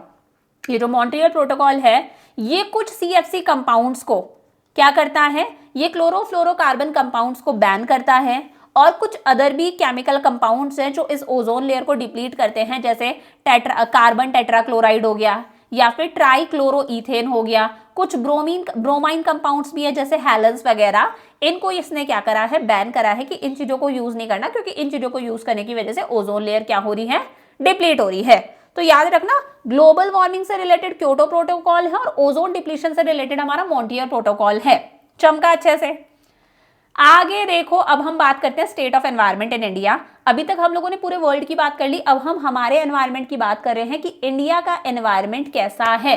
तो देखो, हमें पता है we have a lot of natural resources, हमारे पास में बहुत सारे नेचुरल रिसोर्सेज हैं, बहुत अच्छा खासा फर्टाइल लैंड है जहां पर हम अलग अलग तरह की क्रॉप्स ग्रो कर सकते हैं। हमारे यहाँ की ब्लैक सॉइल इतनी अच्छी है कि उस पर हम शानदार कॉटन ग्रो कर सकते हैं, और हर चीज अच्छे से है, मैग्नीज भी है, गोल्ड भी है, डायमंड्स भी है, कॉपर भी है, जिंक भी है, बॉक्साइट भी है, सब कुछ हमारे पास में है। लेकिन प्रॉब्लम कहाँ पर आती है कि दुनिया की जितनी भी पॉपुलेशन है उसमें से 18% पॉपुलेशन इंडिया में रह रही है। सोचो, दुनिया की जितनी भी पॉपुलेशन है उसमें से 18% पॉपुलेशन इंडिया के अंदर रह रही है। लेकिन ज्योग्राफिकल एरिया की बात करें कि हमें एरिया कितना मिला हुआ है, तो वर्ल्ड का जितना भी एरिया है उसमें से हमें सिर्फ 2.5% एरिया मिला है। गेटिंग माय पॉइंट, कि दुनिया की जितनी भी पॉपुलेशन है उसमें से 18% पॉपुलेशन इंडिया में रह रही है, लेकिन ज्योग्राफिकल एरिया की बात करें तो हमें सिर्फ 2.5% एरिया मिला। मतलब लैंड पर प्रेशर बढ़ता जा रहा है, लैंड इतू सा है, रहने वाले इतने सारे हैं। यही रीजन है कि आज हमारी 21.9 लगभग 22% पॉपुलेशन जो है वो बिलो पॉवर्टी लाइन है, यानी कि गरीबी रेखा से नीचे है। ये बेचारे वो लोग हैं जो अपनी लाइफ की बेसिक रिक्वायरमेंट्स को फुलफिल नहीं कर पाते। तो ऑब्वियस ही बात है, लैंड पर प्रेशर बढ़ेगा, ट्रीज कट करने पड़ेंगे रेजिडेंशियल बिल्डिंग सेटअप वगैरह करने के लिए। वही है, इतना सा लैंड खाने वाले इतने सारे लोग हैं, तो एनवायरमेंट डिग्रेड होगा ही, एनवायरमेंट खराब होगा ही। देखो क्या लिखा है, resources are excessively exploited beyond the rate of regeneration. पढ़ा था, एनवायरमेंट इतने रिसोर्सेज रीजेनरेट कर सकता है, बना सकता है। हम इतना एक्सप्लॉइटेशन, इतना खर्च करेंगे तो कैसे काम चलेगा बाबू, ठीक है। प्रोडक्शन और कंजम्पशन एक्टिविटीज की वजह से बहुत सारा वेस्ट जनरेट होता है which is beyond the absorptive capacity of environment. Environment इतना वेस्ट अपने अंदर एब्जॉर्ब कर सकता है, हम इतना सारा वेस्ट जनरेट करेंगे तो एनवायरमेंट कैसे एब्जॉर्ब करेगा। ऊपर से एयर पॉल्यूशन, दिल्ली वाला एग्जांपल ले लो, कितना पहुंच गया था AQI हमारा 1600। मतलब मैंने पढ़ा क्या था, मैंने वीडियो देखी थी यूट्यूब पर, AQI 50 तक का होना चाहिए। काफ़ी सारी अच्छी कंट्रीज़ के अंदर इट इज़ 13, इट इज़ 26, 28, 50 तक का होना चाहिए। 100 है तो उसने बताया था गंदा है, 200 है तो बहुत ही गंदा है, हमारा 1600 पहुंच गया। मतलब क्या सिचुएशन है, आप अज्यूम करके देख लो। एक तो मैंने ये भी देखा था, smoking 1 cigarette in Bangalore is better than doing yoga in Delhi, कुछ ऐसा करके ही था। तो मतलब क्या यार, क्या कंडीशन हो चुकी है, मतलब कोई जगह कम नहीं है, बस वो है कि दिल्ली में थोड़ा सा ये प्रो लेवल पर हो गया, बच्चे बेचारे स्कूल वगैरह नहीं जा पा रहे। तो air pollution, water pollution, noise pollution day by day बढ़ता जा रहा है, एज यू ऑल नो। अब देखो डाइकोटमी क्या है, डाइकोटमी का मतलब जानते हो? देखो डाइकोटमी का मतलब है ऑपोजिट समझ लो, एक तरफ ये हो रहा है तो दूसरी तरफ ये हो रहा है, ऐसी सिचुएशन है। डाइकोटमी मतलब ऑपोजिट। कहने का मतलब ये है, एक तरफ तो पॉवर्टी की वजह से भी हमारा एनवायरनमेंट खराब हो रहा है ना, गरीबी की वजह से, और एक तरफ इतनी रिचनेस है कि इतना कंजम्पशन हो रहा है, इतना प्रोडक्शन हो रहा है, उसकी वजह से भी एनवायरनमेंट खराब हो रहा है। डाइकोटमी तो है कि गरीबी से भी एनवायरनमेंट खराब हो रहा है तो अमीरी से भी एनवायरनमेंट खराब हो रहा है। देखो पॉवर्टी का तो हमें पता है, कई जगहों पर इतनी पॉवर्टी है कि लोग LPG गैस सिलेंडर्स अफोर्ड नहीं कर सकते, तो वो वही है, फिर वुड्स वगैरह बर्न करते हैं, कोयला जला के खाना बनाते हैं, तो एयर पॉल्यूशन हो रहा है। वुड्स यूज कर रहे हैं तो वुड्स कहाँ से आएंगी, ट्रीज को कट करना पड़ता है। कुछ बेचारे लोग इतने गरीब हैं कि उन्हें ट्रीज कट करके उन ट्रीज वुड्स को बेचकर कुछ पैसा कमाना पड़ता है, अपना लाइवलीहुड अर्न करना पड़ता है। तो एक तो इस वजह से हमारा डिफॉरेस्टेशन हो रहा है, एयर पॉल्यूशन भी हो रहा है, कोल वगैरह अगर हम जलाएंगे। So poverty is the principal cause of environmental degradation in rural areas में ऐसा हो रहा है, गाँव के अंदर। पुअर लोग जो हैं वो ट्रीज को कट करते हैं और फिर उन वुड्स को सेल करके अपना लाइवलीहुड अर्न करते हैं। तो एक तरफ तो गांव के अंदर गरीबी की वजह से हमारा एनवायरनमेंट खराब हो रहा है, डिफॉरेस्टेशन वगैरह हो रहा है, और एक तरफ अर्बन एरियाज के अंदर इतनी अमीरी है कि हम इतना कंजम्पशन कर रहे हैं, हम इतना प्रोडक्शन कर रहे हैं कि उसकी वजह से एनवायरनमेंट खराब हो रहा है। सो प्रोडक्शन इतना हो रहा है कि एनवायरनमेंट खराब हो रहा है। प्रोडक्शन होता है तो आपको पता है कोल पेट्रोल बर्न होगा, लेदर इंडस्ट्रीज वगैरह है, कितनी सारी हार्मफुल गैसेस निकलती है, एयर पॉल्यूशन होता है, फिर वही ये गंदा केमिकल से भरा हुआ पानी रिवर्स में जाता है, वाटर पॉल्यूशन होता है।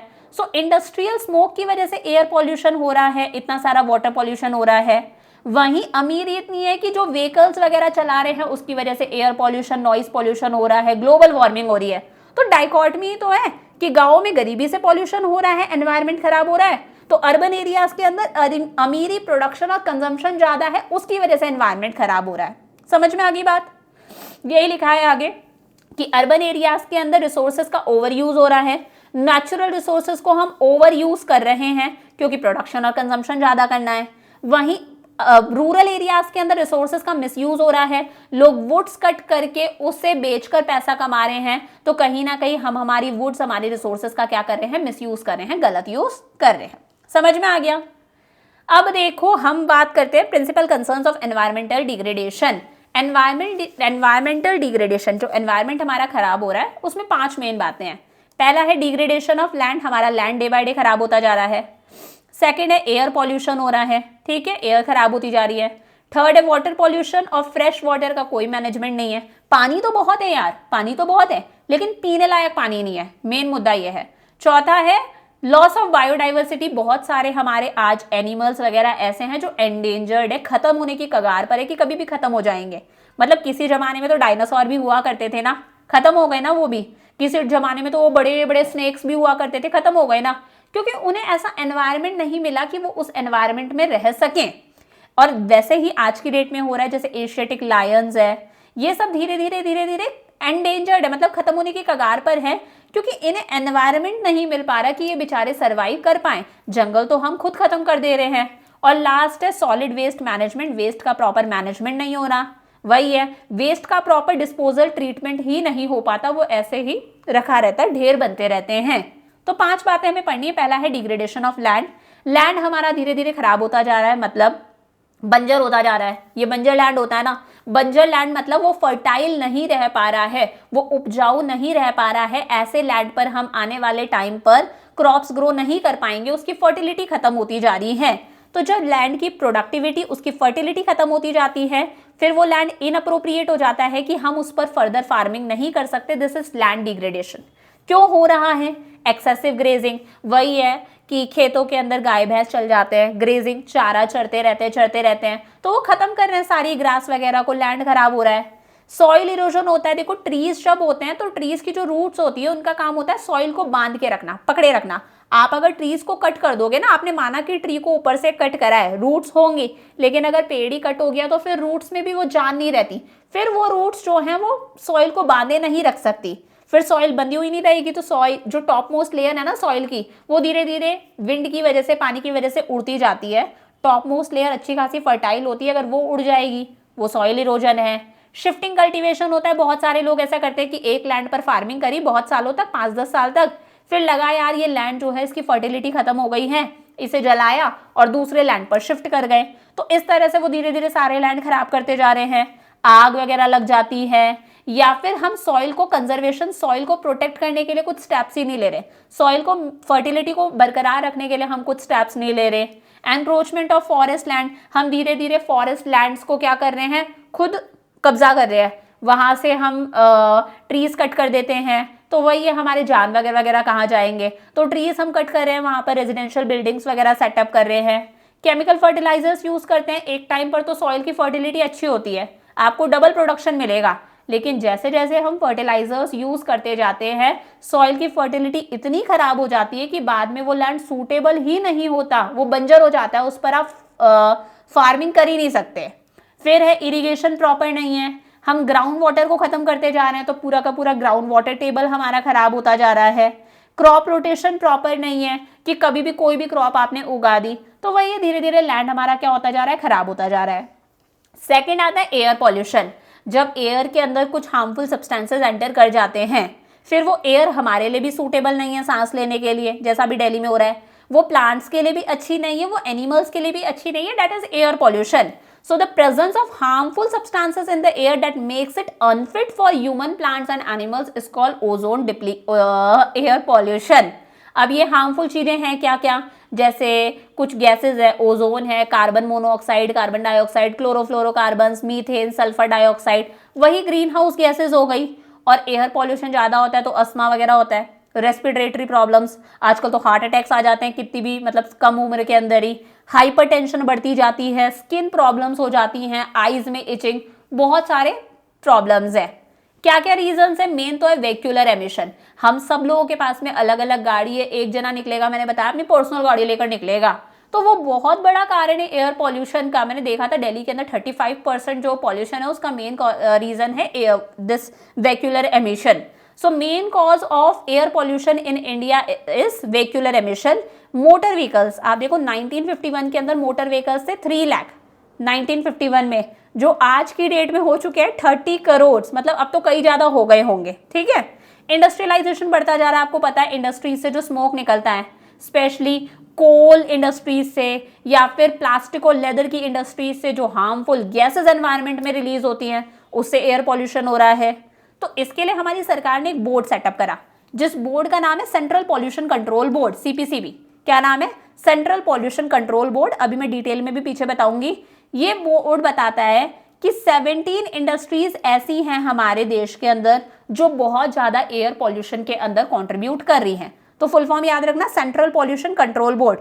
और कितनी इंडस्ट्रीज बताई इसने? 17 इंडस्ट्रीज ऐसी बताई, लार्ज और मीडियम इंडस्ट्रीज हैं जो बहुत ज्यादा एयर पॉल्यूशन के अंदर कंट्रीब्यूट कर रही है। समझ में आ गए दो। थर्ड आता है water pollution and management of fresh water. वही है जब पानी कॉन्टामिनेट हो जाता है, हमारी जो वाटर बॉडीज है, लेक्स है, रिवर्स है, ओशियंस है, जब इनके अंदर हार्मफुल और टॉक्सिक सब्सटेंसेस एंटर हो जाते हैं, दैट इज वाटर पॉल्यूशन। उसकी वजह से पता है डायरिया होता है, पेट खराब हो जाता है, कोलेरा होता है, टाइफॉइड हो जाता है, पोलियो जैसी चीजें होती है। यही हाल था जब मैंने मरीन ड्राइव बीच देखा था, जुहू बीच देखा था ना, एकदम यही वाली कंडीशन थी। ठीक है, तो ये क्या होता है? Water pollution. पता नहीं मैं थोड़ा सा ओवर बोल जाती हूँ क्या इन मुद्दों पर, बट मुझे एक्चुअली में प्रॉब्लम होती है जब कोई एनवायरनमेंट को गंदा करता है, मतलब मेरा दिल दुखता है, आई डोंट नो क्यों दुखता है, बट लगता है यार अंदर से। तो ये सारी प्रॉब्लम्स है। कॉजेज क्या क्या है वाटर पॉल्यूशन के? Domestic sewerage that flows into streams and reverse. हमारा जो डोमेस्टिक सीवरेज है ना, वो भी आपने कई जगह पर देखा होगा, नदियों में बह जाता है। अब डोमेस्टिक सीवरेज कितना गंदा होता है, घर का खाने का वो जो वेस्ट होता है, चाय बनाई, चाय पत्ती वगैरह, कितना सारा वेस्ट होता है, नदियों में बह रहा है, वाटर पॉल्यूशन हो रहा है। इंडस्ट्रीज का केमिकल से भरा हुआ पानी नदियों में बह रहा है। इनफैक्ट एग्रीकल्चर वाला पानी भी, जो इंसेक्टिसाइड्स पेस्टिसाइड से भरा हुआ केमिकल्स वाला पानी है, वो वाटर बॉडीज में जा रहा है। यार चलो, हमें तो दिक्कत हो रही है, एक्वेटिक लाइफ के बारे में भी सोचो। जो पानी के अंदर फिशेज हैं, क्रोकोडाइल्स हैं, जो वहाँ पर प्लांट्स हैं, उन्हें कितना नुकसान हो रहा है। थर्मल पावर हाउस से जो ऐश बहती हुई आती है, राख बहती हुई आती है, वो भी कैसी होती है, वो भी उस पानी में जा रही है। सब चीज़ों से क्या हो रहा है, वाटर पॉल्यूशन। समझ में आया?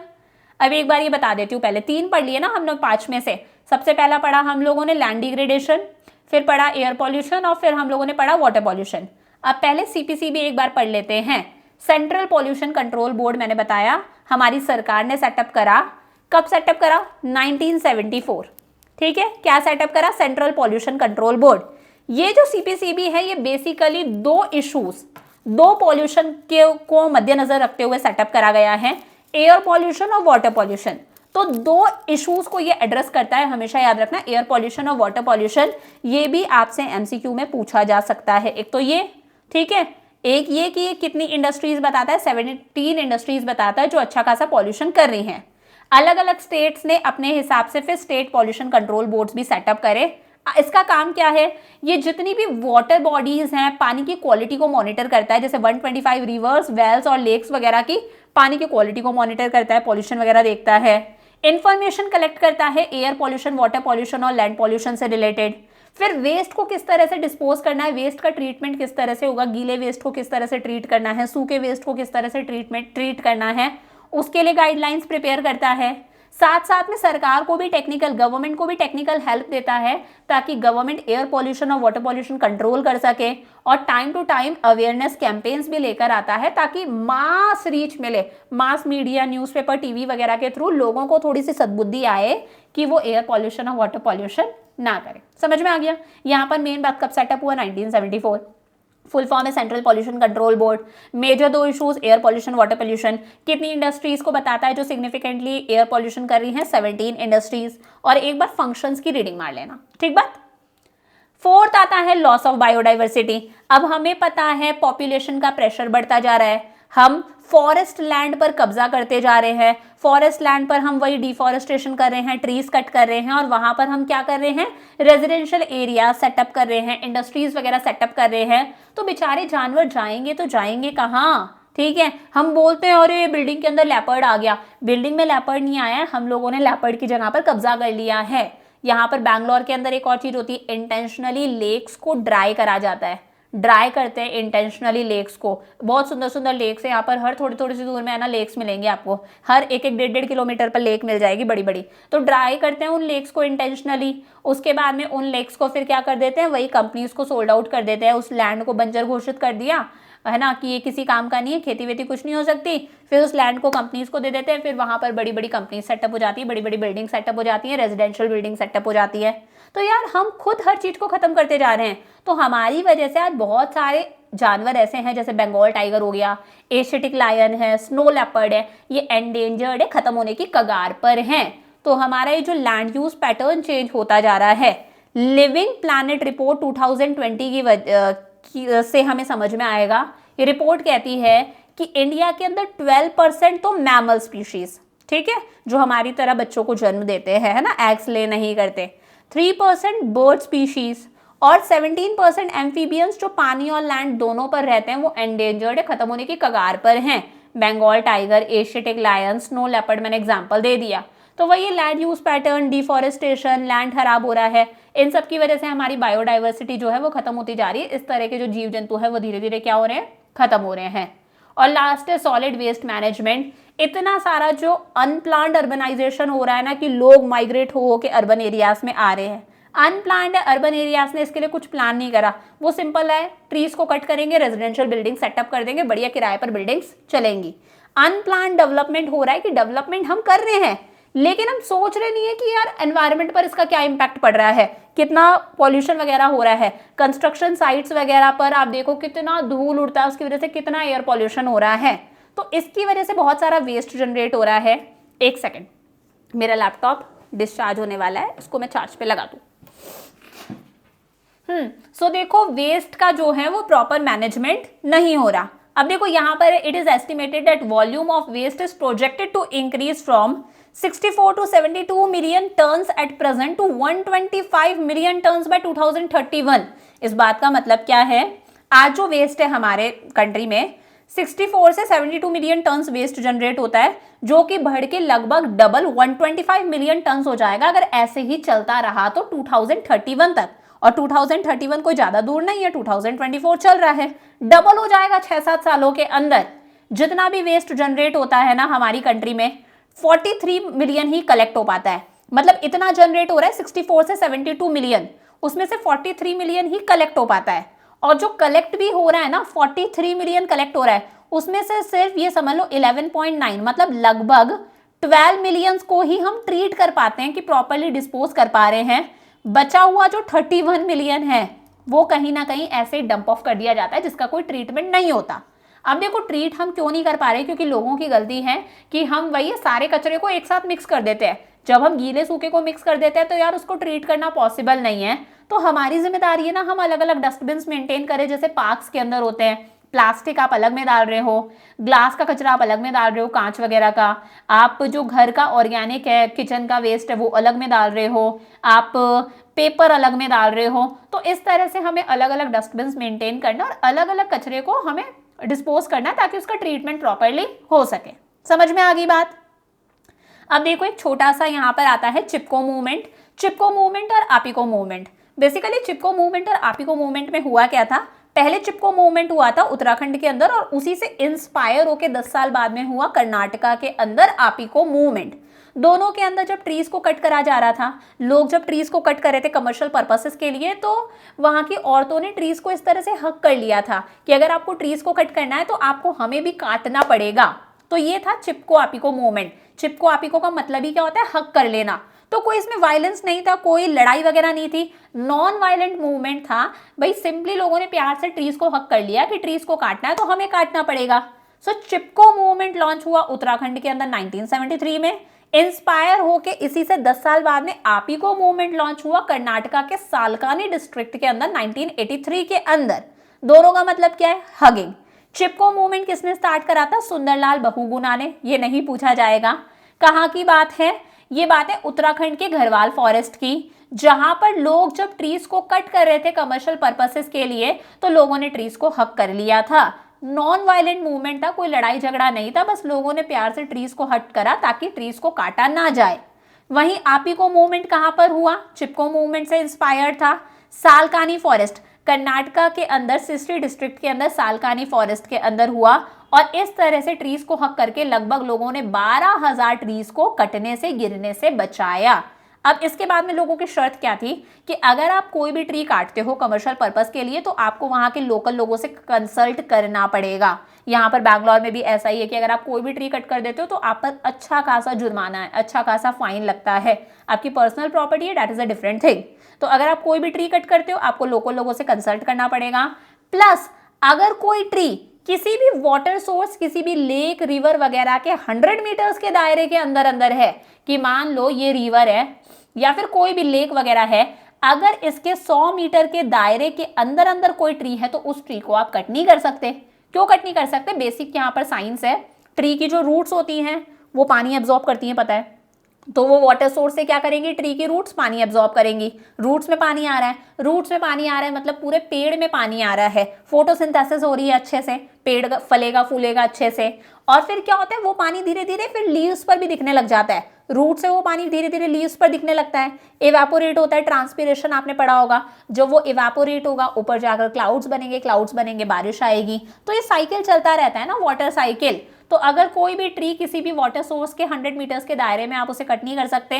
प्लस अगर मान लो कोई ट्री इस तरह से स्लोप पर है, स्लोप मतलब ऐसे स्लोप पर है, ढलान पर है, 30 डिग्री का स्लोप बना हुआ है, इस तरह से ये ज़मीन है, 30 डिग्री का ये स्लोप है और यहाँ पर अगर कोई ट्री है, 30 डिग्री के स्लोप पर अगर कोई ट्री है ना, तो उस ट्री को आप नहीं काट सकते, क्योंकि ट्री की जो रूट्स हैं वो सॉइल को क्या करती हैं, बांध के रखती हैं, कस कर रखती हैं। अगर आपने ट्री कट कर दिया यहाँ से यूँ, तो ये जो रूट्स होती हैं इनमें जान नहीं बचेंगी, डल हो जाएंगी, तो फिर ये सॉइल को पकड़ कर नहीं रख सकती, तो ये जो सॉइल है वो नीचे आ जाएगी, तो सॉइल इरोजन भी हो रहा है, लैंड हमारा खराब होगा। समझ में आ गया? सो ऑन अ स्लोप अगर कोई ट्री है तो उसे भी आप कट नहीं कर सकते। चमका। इसी के साथ में पहला पार्ट हमारा समाप्त होता है। लास्ट पार्ट आता है हमारा सस्टेनेबल डेवलपमेंट। सस्टेनेबल डेवलपमेंट का बहुत ही सिंपल सा मतलब है कि डेवलपमेंट हो, बिल्कुल डेवलपमेंट हो, बट ऐसा ना हो कि हम हमारे डेवलपमेंट के चक्कर में सारे रिसोर्सेज को खत्म कर दें, जैसा कि हो रहा है। हम अपना डेवलपमेंट करते जा रहे हैं, बड़ी बड़ी बिल्डिंग सेटअप करते जा रहे हैं, मतलब बुर्ज खलीफा हमें इंडिया में ही बनानी है, हम बड़ी बड़ी बिल्डिंग सेटअप कर रहे हैं, ठीक है, हम हमारा डेवलपमेंट कर रहे हैं और आने वाली जनरेशन के बारे में नहीं सोच रहे। सस्टेनेबल डेवलपमेंट कहता है डेवलपमेंट करो, बट ऐसा ना हो कि आप अपने डेवलपमेंट के चक्कर में सारे रिसोर्सेज को खत्म कर दो कि आने वाली जनरेशन को कुछ मिले ही नहीं। हमें मान के चलना है कि ये रिसोर्सेज हम लोगों ने आने वाली जनरेशन से बोरो करे हैं और हमें सूद समेत विद इंटरेस्ट उन्हें ये रिसोर्सेज लौटा के जाने हैं। समझ पा रहे हो कि डेवलपमेंट हो, लेकिन आज के डेवलपमेंट की वजह से हम सारे रिसोर्सेज को खत्म ना करें, आने वाली जनरेशन को कॉम्प्रोमाइज ना करना पड़े, सेक्रीफाइस ना करना पड़े, दैट इज सस्टेनेबल डेवलपमेंट।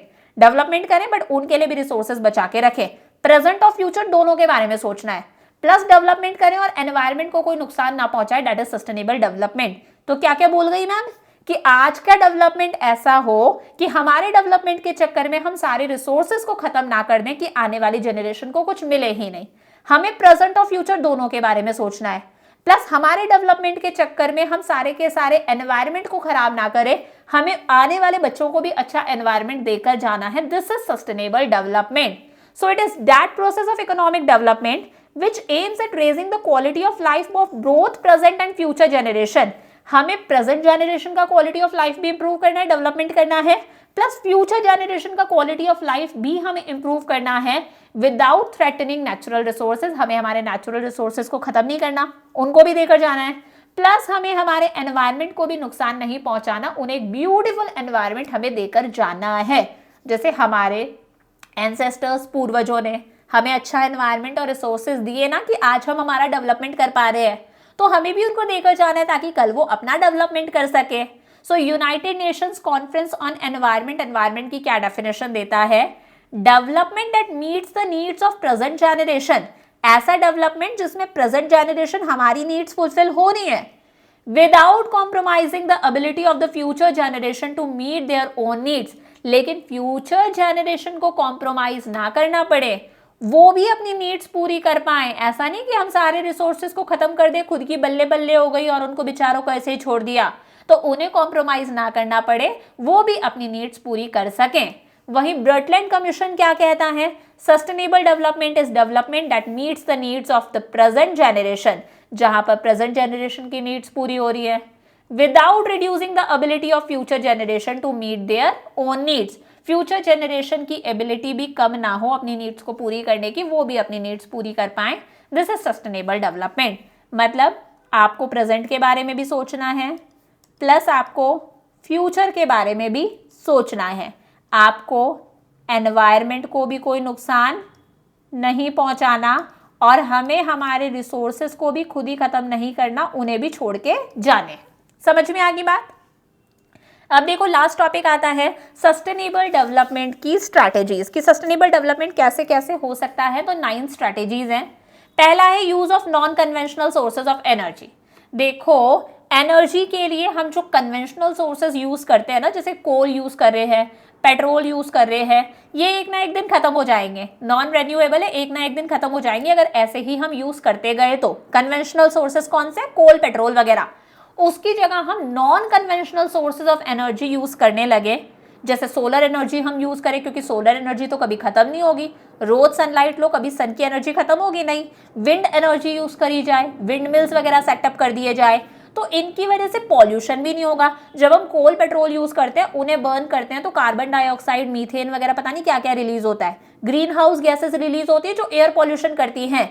लेकिन जब हम solar energy, wind energy use करेंगे तो एक क्लीनर सोर्सेज है, पॉल्यूशन भी नहीं होगा, plus conventional sources coal petrol खत्म हो जाएंगे, नॉन कन्वेंशनल सोर्सेज खत्म नहीं होंगे, तो हम कन्वेंशनल सोर्सेज पर डिपेंडेंट है, जैसे थर्मल और हाइड्रो पावर प्लांट्स जहां पर कोल पेट्रोल काम में आ रहा है, इनकी वजह से बहुत सारी ग्रीन हाउस गैसेस रिलीज होती हैं। हमारे पास में सोलर एनर्जी, विंड एनर्जी है, हम इन्हें यूज करें, क्लीनर सोर्सेज ऑफ एनर्जी है।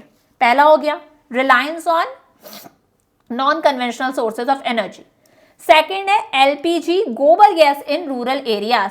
देखो गांव के अंदर बहुत सारी फैमिलीज क्या करती हैं, नॉन कॉमर्शियल, कन्वेंशनल अलग था, कॉमर्शियल अलग होता है, non conventional commercial sources of energy use कर रहे हैं जो इस काम के लिए बने ही नहीं है। जैसे वो वुड्स यूज करेंगे, डिफॉरेस्टेशन होता है, वुड्स यूज करते हैं, तो फिर लकड़ियां जलाकर खाना बनाया जाता है, चूल्हा जलाकर, या फिर काउडंग यूज करा जाता है ना। काउडंग यूज करते तो मैंने बताया काउडंग से मीथेन रिलीज होती है जो कि एक ग्रीन हाउस गैस है, तो एनवायरमेंट हमारा खराब हो रहा है। तो वही है, गांव के अंदर बहुत सारी families non commercial sources of energy use कर रहे हैं। नॉन कमर्शियल मतलब जो इस काम के लिए बने ही नहीं है। वही गांव के अंदर क्या यूज करना चाहिए, एलपीजी यूज करो, गोबर गैस यूज करो। तो इसके लिए हमें पता है हमारी सरकार जो है वो उज्ज्वला योजना, उज्ज्वला स्कीम लेकर आई कि गांव के अंदर जो फीमेल्स बिलो पॉवर्टी लाइन आती हैं, सरकार उन्हें एलपीजी गैस सिलेंडर्स ऑफर कर रही है कम रेट्स के अंदर, सब्सिडाइज्ड रेट्स पर। प्लस गोबर गैस प्लांट सेटअप कर सकते हैं, ये और भी आसान है। हालांकि इंस्टॉल करने की कॉस्ट ज्यादा आती है, उसके लिए भी सरकार लोन देती है, सब्सिडी देती है, फाइनेंशियल हेल्प देती है। ये गोबर गैस प्लांट है, इसके अंदर क्या डाला जाता है, बेसिकली इसके अंदर काउडंग डाला जाता है। काउडंग इसके अंदर डाल देंगे, साथ में पानी वगैरह डालेंगे और उसको एकदम बंद कर देते हैं, एकदम बंद, ठीक है, एकदम बंद कर देंगे तो वो पूरा सोचो काउडंग और पानी मिलकर सड़ जाएगा, एकदम डिकम्पोज हो जाएगा। तो उसकी वजह से वो जब डिकम्पोज हो जाएगा फिर इसको एक बार खोला जाता है एक डेढ़ महीने के बाद में, तो इससे जो गैस रिलीज होती है उस गैस को बोला जाता है गोबर गैस, ठीक है। इस गैस को यूज करा जा सकता है, ठीक है, इस गैस को यूज करा जा सकता है। वुड्स वगैरह यूज करने से तो बेटर है ना, डिफॉरेस्टेशन नहीं होगा। प्लस वो जो फिर उसके अंदर काउडंग और पानी मिक्स था ना, वो स्लरी सा बन जाता है, पूरा का कीचड़ सा, उसको आप एज अ मैन्योर यूज कर सकते हो, एज अ फर्टिलाइजर यूज कर सकते हो क्रॉप्स ग्रो करने के लिए। तो वही है, गांव के अंदर एलपीजी गैस सिलेंडर्स यूज करे जाए, गोबर गैस यूज करी जाए instead of woods and cow dung. Woods use करने से डिफॉरेस्टेशन हो रहा है। थर्ड है अर्बन एरियाज के अंदर CNG compressed natural gas use करी जाए, जैसे पेट्रोल और डीजल की बजाय सीएनजी बसेस, जैसे दिल्ली ने इसकी स्टार्टिंग करी, दिल्ली के अंदर सीएनजी बसेस स्टार्ट हुई, तो पेट्रोल डीजल काम में नहीं आ रहा है, यहाँ पर सीएनजी काम में आ रही है, कंप्रेस्ड नेचुरल गैस। तो पब्लिक ट्रांसपोर्ट जो है वो सीएनजी पर चलने चाहिए, कंप्रेस्ड नेचुरल गैस पर। आज कई जगह पर हो गया, जैसे जयपुर के अंदर भी है, फरीदाबाद के अंदर भी है, दिल्ली में तो है ही। इसकी वजह से भी एयर पॉल्यूशन कम होगा। फिर है हम विंड एनर्जी को यूज कर सकते हैं, इस तरह से विंड मिल सेटअप कर सकते हैं। अब इसका पता होगा, जब तेज हवाएं बहती हैं तो इसके जो टरबाइंस होते हैं ना, ये घूमते हैं, ये जो ब्लेड्स होती है, सॉरी, ये ब्लेड्स घूमती हैं, ये ब्लेड्स घूमने की वजह से एनर्जी जनरेट होती है, उससे इलेक्ट्रिसिटी जनरेट होती है। तो कहीं ना कहीं लोकल नीड्स को तो सेटिस्फाई कर सकते हैं, लोकल एरिया को तो आराम से इलेक्ट्रिसिटी मिल जाएगी इसकी वजह से। सो विंड पावर को हम यूज कर सकते हैं, इसका कोई नेगेटिव इंपैक्ट नहीं है एनवायरमेंट पर। बस ये है, विंड मिल्स को सेटअप करने की कॉस्ट अच्छी खासी आती है शुरुआत में, लेकिन बाद में फायदे हैं। विंड टरबाइंस जो हैं वो मूव करते हैं, उससे इलेक्ट्रिसिटी जनरेट होती है, कोई हार्मफुल गैस रिलीज नहीं हो रही, ये भी अच्छा है, सस्टेनेबल डेवलपमेंट होगा, खुद का भी डेवलपमेंट कर रहे हैं और एनवायरमेंट को भी कोई नुकसान नहीं हो रहा। फिर हम सोलर एनर्जी को यूज कर सकते हैं, क्योंकि इंडिया में तो अच्छी खासी सनलाइट है, बट यही है हमारे पास में उतनी टेक्नोलॉजी नहीं है कि हम इस सोलर एनर्जी को यूज कर सके इलेक्ट्रिसिटी जनरेट करने के लिए, क्योंकि अच्छा है ना, एनवायरमेंट फ्रेंडली भी है सनलाइट, नॉन एग्जॉस्टिबल है, कभी खत्म भी नहीं होगा बेटे, बट हमारे पास में रिक्वायर्ड टेक्नोलॉजी नहीं है। तो यहाँ पर हमारे पास में ये जो होते हैं ना, कुछ सोलर पैनल्स होते हैं ऐसे, ये छोटे छोटे से सेल्स है, इस पे फोटोवोल्टाइक सेल्स बोलते हैं, क्या बोलते हैं, फोटोवोल्टाइक सेल्स। ये सोलर एनर्जी को इलेक्ट्रिसिटी में कन्वर्ट करते हैं। इसके लिए इंडिया ने एक अलायंस भी सेटअप करा जिसका नाम है इंटरनेशनल सोलर अलायंस। क्या नाम है, इंटरनेशनल सोलर अलायंस, जिसकी वजह से इंडिया जो है वो टेक्नोलॉजी इंपोर्ट कर रहा है ताकि वो सोलर एनर्जी को यूज कर सके इलेक्ट्रिसिटी प्रोड्यूस करने के लिए। फिर मिनी हाइडल प्लांट्स, छोटे छोटे से हाइडल प्लांट्स भी सेटअप करे जा सकते हैं, थर्मल पावर प्लांट्स की तरह ही होते हैं, वैसे छोटे छोटे से मिनी हाइडल प्लांट्स हैं। स्पेशली कहाँ पर, पेरिनियल स्ट्रीम्स जहाँ पर होती है, पेरिनियल स्ट्रीम्स मतलब ऐसी नदियाँ जो थ्रू आउट द ईयर पूरे साल बहती है, वहाँ पर छोटे छोटे से प्लांट सेटअप करे जा सकते हैं। वही है, ये पानी का रिजर्वोयर है ना, मतलब डैम वगैरह है, यहाँ से पानी आ रहा है, फिर ये जो टरबाइन है, पानी के प्रेशर की वजह से ये टरबाइन घूमता है और इसकी वजह से इलेक्ट्रिसिटी जनरेट होती है। तो वही है, mini hydel plants use energy of these streams. ये जो स्ट्रीम्स है इसकी एनर्जी से टरबाइन घूमता है और इलेक्ट्रिसिटी जनरेट होती है। इतनी इलेक्ट्रिसिटी जनरेट हो जाएगी कि लोकल डिमांड फुलफिल हो जाए आसपास के लोगों की। फिर एक ट्रेडिशनल नॉलेज एंड प्रैक्टिसेस, हमारे बड़े बुजुर्गों वाली जो ट्रेडिशनल प्रैक्टिसेस थी ना वो बहुत अच्छी थी। वो जो काम करते थे ना, वो जो फार्मिंग वगैरह करते थे वो बहुत अच्छा था, बहुत सस्टेनेबल था, तभी तो हमें मिल रही है सारी चीजें। अगर वो भी ऐसे ही सारी चीजें खत्म कर देते तो आज हमें क्या मिलता, हमें कुछ नहीं मिलता। वो सस्टेनेबल भी था, वो इनोवेटिव कुछ नया भी था, ठीक है। जैसे हमारे यहाँ पर 15,000 फ्लोरल स्पीशीज हैं, उसमें से 8,000 जो फ्लोरल स्पीशीज हैं पेड़ पौधे वगैरह, उनमें मेडिसिनल प्रॉपर्टी है कि आप उन्हें as a herb as a medicine use कर सकते हो। तो ये सारे काम बड़े बुजुर्ग करते थे, वो इन पेड़ों को ग्रो करते थे। तो अच्छा है ना यार, इनोवेटिव है, पेड़ ग्रो कर रहे हो, एनवायरनमेंट के लिए भी अच्छा है। मेडिसिनल प्रॉपर्टी वाले पेड़ आप ग्रो कर रहे हो, ट्रीज ग्रो कर रहे हो जो हर्ब्स है, तो अच्छा है, मेडिसिन की रिक्वायरमेंट नहीं होगी। इन हर्ब्स को वो डायरेक्टली यूज करते थे, लेप वगैरह लगाते थे। तो वो जो ट्रेडिशनल नॉलेज थी, प्रैक्टिसेस थी, वो वाकई में बहुत अच्छी थी। जैसे अश्वगंधा हो गया हमारे यहाँ पर, जिंजर गार्लिक आप सब जानते हो, इसके अलावा लेवेंडर है, टर्मरिक है, बहुत सारे इस तरह के हर्ब्स है। सो ट्रेडिशनल हेल्थ सिस्टम को ही हम अपना ले तो मेडिसिनल प्लांट्स भी ग्रो करेंगे, बायोडाइवर्सिटी भी हमारी बरकरार रहेगी। 8 आता है बायो कंपोस्टिंग। बहुत ही सिंपल सा है, फार्मिंग करने के लिए हम केमिकल फर्टिलाइजर्स को यूज को कम कर दें, क्योंकि उसकी वजह से मैंने बताया था एक टाइम पर तो अच्छा प्रोडक्शन होगा, बट अगर आप कंटिन्यूअसली केमिकल फर्टिलाइजर्स को यूज कर रहे हो तो आपकी लैंड की फर्टिलिटी एक ना एक दिन खत्म हो जाएगी, लैंड बंजर हो जाएगा। उसकी जगह ऑर्गेनिक फार्मिंग करी जाए, एनिमल्स और प्लांट्स के वेस्ट को यूज करा जाए as a manure, as a खाद। सो फार्मर्स को ट्रेनिंग दी जाती है कि वो ऑर्गेनिक फार्मिंग करे, एनिमल और प्लांट वेस्ट को यूज करे एज अ खाद। प्लस वर्मी कंपोस्टिंग को बढ़ावा दिया जा रहा है, फार्मर्स को वर्मी कंपोस्टिंग की ट्रेनिंग दे रहे हैं। मैम वर्मी कंपोस्टिंग क्या होता है? देखो, जितना भी वेस्ट होता है ना, एनिमल और प्लांट वेस्ट, उसके ऊपर बहुत सारे अर्थवॉर्म्स और बहुत सारे माइक्रो ऑर्गेनिजम्स छोड़े जाते हैं। वो अर्थवॉर्म्स वगैरह क्या करते हैं, ये जो एनिमल और प्लांट वेस्ट है इसे डिकम्पोज कर देते हैं, सड़ा देते हैं, और फिर ये सड़ा हुआ किस में कन्वर्ट हो जाता है? खाद में, फर्टिलाइजर्स में कन्वर्ट हो जाता है। फिर इस फर्टिलाइजर को यूज करा जाता है क्रॉप्स ग्रो करने के लिए। समझ में आया? ये जो एनिमल्स और प्लांट्स का वेस्ट है इसके ऊपर माइक्रो ऑर्गेनिजम्स और अर्थवॉर्म्स छोड़े जाते हैं, वो इसे अच्छे से डिकम्पोज कर देते हैं, सड़ा देते हैं, गला देते हैं। फिर ये जो सड़ा हुआ है ना, इसे यूज करा जाता है एज अ फर्टिलाइजर। तो अच्छा है ना, ऑर्गेनिक फार्मिंग हो रही है, कोई भी यहाँ पर केमिकल फर्टिलाइजर्स का यूज नहीं हो रहा। और लास्ट है बायो पेस्ट कंट्रोल। नॉर्मली हमारी फसल के अंदर पेस्ट ना लगे, कीड़ा वगैरह ना लगे, उसके लिए हम पेस्टिसाइड्स यूज करते हैं, केमिकल पेस्टिसाइड्स। उसकी वजह से सॉइल के अंदर भी केमिकल्स आ रहे हैं, वो पानी ग्राउंड वाटर के अंदर, ग्राउंड वाटर भी हमारा पॉल्यूटेड हो रहा है, केमिकल से भर रहा है। खाना जो हमें फूड मिल रहा है वो भी केमिकल से भरा हुआ है। तो उसकी जगह हम क्या कर सकते हैं, कुछ पुराना यूज कर सकते हैं कि हम नीम का यूज कर सकते हैं। नीम जो है वो पेस्ट लगने से बचाता है, पता है ना, नीम यूज कर सकते हैं, तो वो पेस्ट को कंट्रोल करता है। या फिर आप क्या कर सकते हो, क्रॉप रोटेशन कर सकते हो कि कुछ टाइम के लिए आपने एक क्रॉप ग्रो करी, फिर अगले सीजन में दूसरी क्रॉप ग्रो कर दी, फिर अगले सीजन में तीसरी क्रॉप ग्रो कर दी। या फिर ऑल्टरनेट कर लो, एक सीजन में आपने वीट ग्रो करा, फिर एक सीजन में मस्टर्ड ग्रो करा, राई, फिर एक सीजन में वीट, फिर एक सीजन में मस्टर्ड। ऐसा करने से फसल के अंदर पेस्ट नहीं लगते, कीड़े वगैरह नहीं लगते, प्लस सॉइल की फर्टिलिटी मेंटेन रहती है। मिक्स्ड क्रॉपिंग हम कर सकते हैं कि एक ही फार्म पर अलग अलग क्रॉप्स ग्रो करना। एक ही फार्म पर आपने ग्राउंड नट भी ग्रो कर दिया, उसी पर आप वीट भी ग्रो कर रहे हो, उसी पर आप मस्टर्ड भी ग्रो कर रहे हो, तो मिक्स्ड क्रॉपिंग भी कर सकते हैं। ऐसा करने से भी पेस्ट नहीं लगता, कीड़ा नहीं लगता। सो केमिकल पेस्टिसाइड्स को जब हम यूज करते हैं तो सॉइल, ग्राउंड वाटर और फूड प्रोडक्ट सारे के सारे कॉन्टैमिनेट होते हैं, सब में केमिकल्स जाते हैं। तो कुछ पेस्ट केमिकल्स को यूज करने की बजाय हम नीम को यूज कर सकते हैं, हम मिक्स्ड क्रॉपिंग या फिर क्रॉप रोटेशन कर सकते हैं, उससे भी पेस्ट अटैक से बचा जा सकता है। समझ में आ गया? तो ये हम लोगों ने हमारा पूरा चैप्टर कंप्लीट कर लिया। अब एक लास्ट चैप्टर रहता है, उसे भी मैं आपको वन शॉट के अंदर कराऊंगी। और अगर वाकई में ये लेक्चर आपको अच्छा लगा तो प्लीज एक कमेंट कर देना, लाइक कर देना, आपका कुछ नहीं जाएगा इतना लंबा लेक्चर अगर आपने देखा है तो।